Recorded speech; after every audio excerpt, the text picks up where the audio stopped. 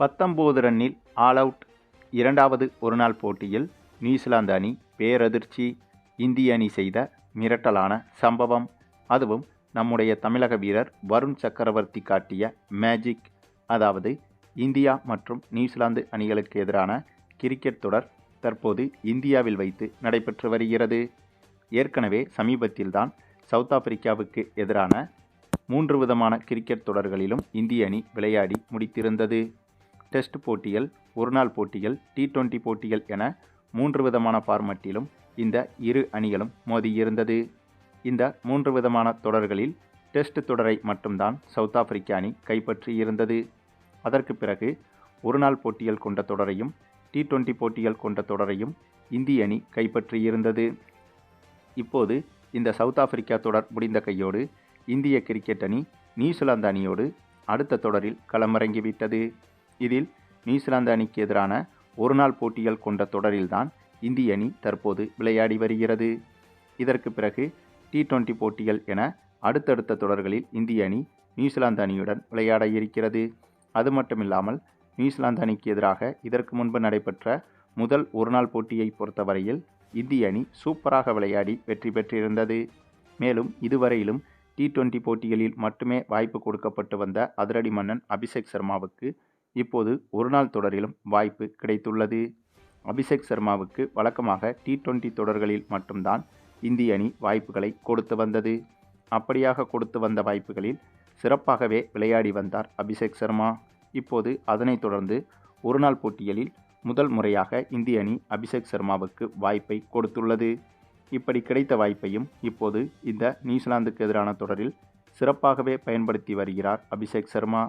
ஏனென்றால் நியூசிலாந்துக்கு எதிரான முதல் ஒருநாள் போட்டியை பொறுத்தவரையிலும் அபிஷேக் சர்மா சூப்பராகவே விளையாடியிருந்தார். இந்த நிலையில்தான் இப்போது இரண்டாவது ஒருநாள் போட்டி தொடங்கியது. அப்படியாக தொடங்கிய இந்த இரண்டாவது ஒருநாள் போட்டியில் முதலில் இந்திய அணி பேட்டிங் செய்தது.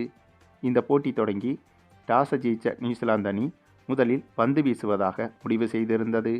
முதல் போட்டியிலும் டாஸை வென்று இப்படியாக தவறான முடிவை தான் எடுத்தது நியூசிலாந்து அணி. இந்த போட்டியிலும் அதே தவறைத்தான் செய்திருந்தது நியூசிலாந்து அணி. அதற்கு காரணம், இந்த போட்டி தொடங்கி முதலில் பேட்டிங் செய்ய களமிறங்கிய இந்திய அணியை பொறுத்தவரையில் மீண்டும் அபிஷேக் சர்மா தனது அதிரடி ஆட்டத்தை தொடங்கியிருந்தார். போட்டியின் முதல் ஓவரிலேயே 2 சிக்சர்களை விளாசியிருந்தார் அபிஷேக் சர்மா. அதன் பிறகு வழக்கம் போல தொடர்ச்சியான அதிரடியை காட்டினார். இவரை தொடர்ந்து இந்த முறை சுப்மன் கில், விராட் கோலி, ரோஹித் சர்மா என அனைவருமே இந்த போட்டியில் சூப்பராக விளையாடியிருந்தனர். இதனால் இந்திய அணி 50 ஓவர்கள் முடிவில் எளிதாகவே 400 ரன்களை தொட்டுவிட்டது. இதில் அபிஷேக் சர்மா மட்டுமே அதிகபட்சமாக 123 ரன்கள் வரை எடுத்திருந்தார். மேலும் முதல் ஒருநாள் போட்டியைப் போலவே இந்த போட்டியிலும் இந்திய அணி பிரம்மாண்டமான ரன் குவிப்பில் அசத்தியிருந்தது. 50 ஓவர்கள் முடிவில் 417 ரன்கள் வரை எடுத்திருந்தது இந்திய அணி. இதன் காரணமாக இனிமேல் நியூசிலாந்து அணியால் இந்த தொடர் முழுவதும் இந்திய அணிக்கு சவாலாக இருக்க முடியுமா என்பது கேள்விக்குறியாகவே மாறிவிட்டது. அதற்கு காரணம், இந்த இரு அணிகளுக்கு எதிராக நடைபெற்ற முதல் போட்டியிலும் இந்திய அணி அதிகமான ரன்களை குவித்திருந்தது. இப்போது அதனைத் தொடர்ந்து இரண்டாவது ஒருநாள் போட்டியிலும் சாதாரணமாக 400 ரன்களை கடந்துவிட்டது இந்திய அணி. அது மட்டுமில்லாமல் இந்த போட்டியில் சேசிங் செய்ய களமிறங்கிய நியூசிலாந்து அணியை பொறுத்தவரையிலும் மிகப்பெரிய அதிர்ச்சியும் காத்திருந்தது.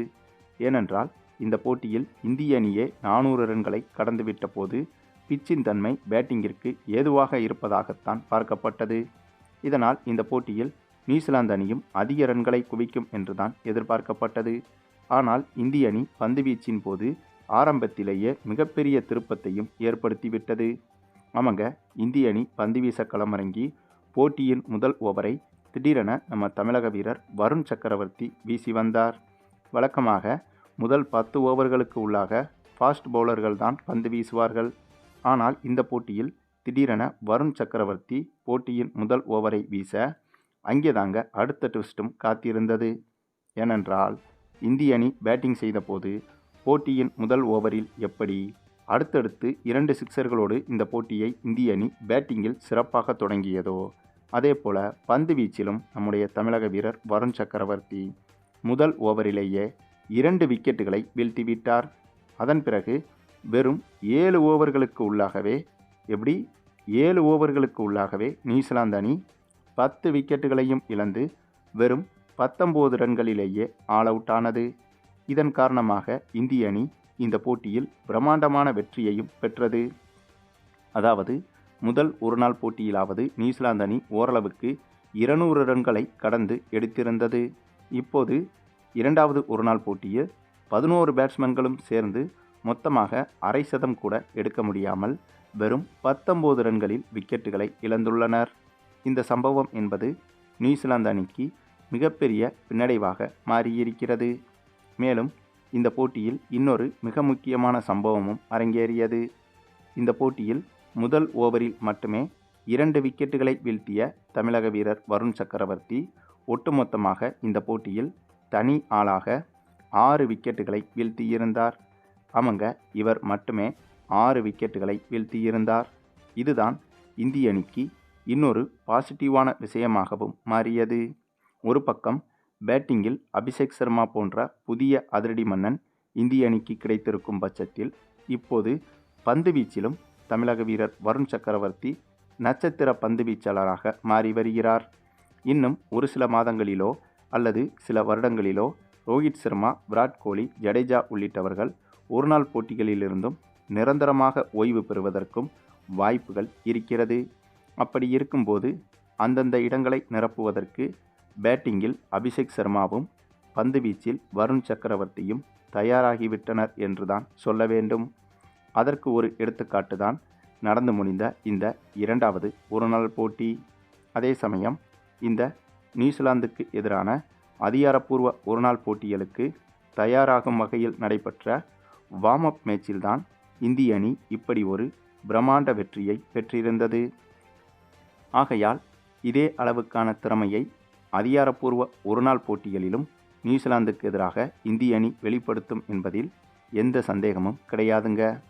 அதற்கு காரணம், எந்த ஒரு ப்ரெஷரும் இல்லாத இந்த வார்ம் அப் மேட்சிலேயே நியூசிலாந்து அணி இந்தளவுக்கு தோல்வியடைந்து வரும் பட்சத்தில் அதிக ப்ரெஷர் கொண்ட அதிகாரப்பூர்வ ஒருநாள் போட்டிகளில் இதைவிட இன்னும் எளிதாகவே நியூசிலாந்து அணியை இந்திய அணி வீழ்த்தி விடுவதற்கு வாய்ப்புகள் அதிகம். ஆகவே இந்த போட்டியிலேயே தெரிந்துவிட்டது, அதாவது நியூசிலாந்துக்கு எதிரான இந்த இரண்டாவது வார்ம் அப் மேட்சிலேயே தெரிந்துவிட்டது, கண்டிப்பாக இந்த ஒருநாள் தொடரில் நியூசிலாந்து அணியால் இந்திய அணியை சமாளிக்கவே முடியாது என்று. இதற்கு முன்பு நடைபெற்ற சவுத் ஆப்பிரிக்காவுக்கு எதிரான தொடரில் கூட இந்திய அணியிடம் சவுத் ஆப்பிரிக்கா அணி ஒருநாள் தொடரை இழந்தாலும் கூட இந்திய அணிக்கு ஓரளவுக்கு டஃப் கொடுத்து வந்தது சவுத் ஆப்பிரிக்கா அணி. ஆனால் இப்போது நியூசிலாந்து அணியை எடுத்துக்கொண்டால் இந்திய அணிக்கு நிகராக விளையாடும் என்று எதிர்பார்த்த நிலையில் தற்போது ஒரு கத்துக்குட்டி அணியை அடிப்பது போல நியூசிலாந்து அணியை எளிதாக அடித்து வருகிறது இந்திய அணி.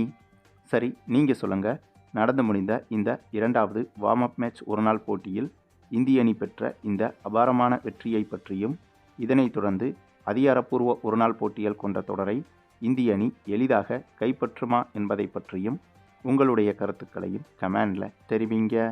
மேலும் இந்த வீடியோ பிடிச்சிருந்தால் லைக் பண்ணுங்கள், மற்ற அனைவருக்கும் ஷேர் பண்ணுங்கள், மறக்காமல் நம்ம சேனலை சப்ஸ்கிரைப் பண்ணுங்கள்.